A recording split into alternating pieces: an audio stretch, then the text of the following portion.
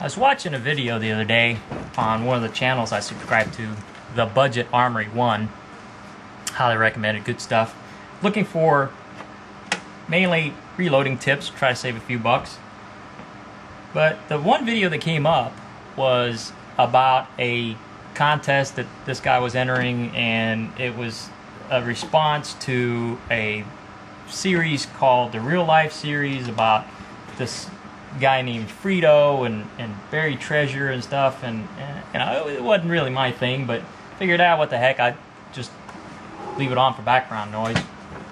Well, at the end of his video, I was pretty interested, you know, with the buried treasure and stuff, and I was like, well, what's this guy talking about? So I look up the channel or the screen name MadBadVoodo. So go there, and the first, I did a search on MadBadVoodo, and the thing that came up, first one that came up was a picture of 2 voodoo dolls. So I clicked on it, and you know, the guy was talking about how he came to get these voodoo dolls, and how he was in Louisiana and he was helping the people there by spending money, because they said if you want to help us, spend money. So he bought these voodoo dolls, and you know, it was pretty good human interest story. So I was intrigued, and so I went on to look for the Real Life series that the Budget Armory 1 was talking about. So I clicked on MadBadVoodo's screen name, and it took me straight to his channel, and the first video that came up was #1 in the series, in the Real Life series. So I watched it, and it's like, yeah, that's pretty cool. I can get interested in that. So I took a little break, went to the bathroom, got something to eat, and came back and clicked on video #2. Well, little did I know then, that was a big mistake, because from that point on, I was hooked. Richard Hunter has an uncanny ability to draw you into the story and transition or cut off right before the next exciting part, and he keeps you wanting more. And if there was a term for it, I like to call it video crack, because after 1 or 2, you can't help it but be addicted to it. You know, so like a drug, you start out with 1 or 2, and you're like, hey, that's pretty cool, you know, but I probably won't. I'm not interested. So, but you do more. So you do video 3 and 4, and you're like, oh, well, yeah, okay, I'm kind of spending a little time on this. I got other things to do, but you know, I can stop whenever I want to. Well, it becomes 5 and 6 and 8 and 10. The next thing you know, you're watching episode 21, and there's just no helping you.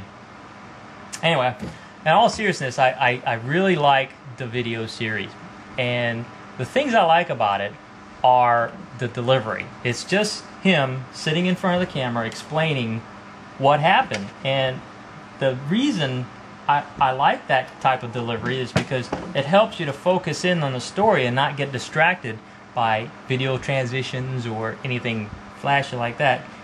So you really are absorbed in the story. You can't help but to be absorbed in what's going on and what he's explaining. The next thing I like about it is his honesty. Now, I don't know him, but the way he delivers the information, he's not, you can kind of tell he's not making it up. It is just very smooth.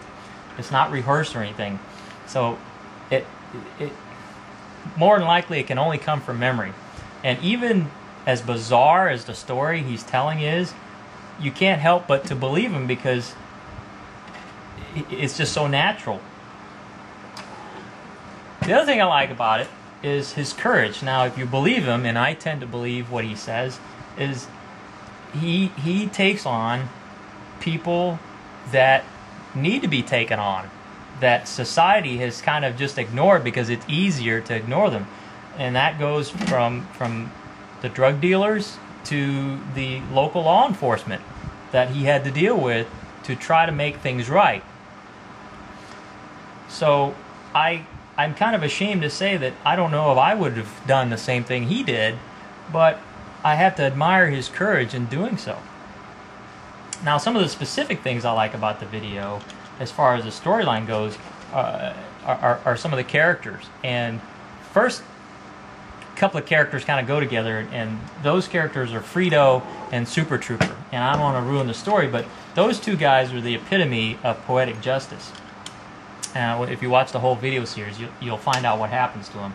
And it kind of restores my faith in whatever you want to call it, karma, divine intervention, the grace of God, whatever. But you can't help but be happy at the outcome of what happens to Frito and Super Trooper.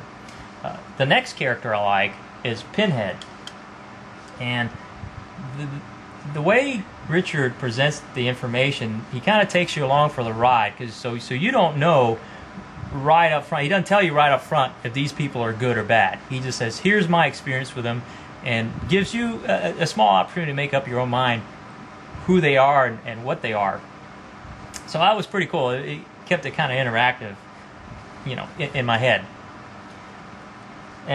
But I'd have to say, if I had to pick a favorite part, I'd have to say it was when he talks about his grandfather and how his grandfather invested everything he had into a venture that didn't pan out and basically lost everything. And it kind of got me choked up a little bit, because it hit home with me. My family has experienced a situation where we did lose everything, and we had to start over with literally the shirts on our back. But what I like about that aspect of the story is that it has a happy ending with Richard. He ends up taking what his grandfather started and making good with it. And not the same with my life story, but I'm not suffering. We lost everything, but I've been able to recover, and I'm doing pretty well. So with that, I highly recommend that you check out the Real Life series, but I have to caution you that you should probably go to the bathroom and pack a snack, because it's going to be a pretty interesting and long ride, and you're not going to want to stop and take a break. So with that, that's all I got. See you later.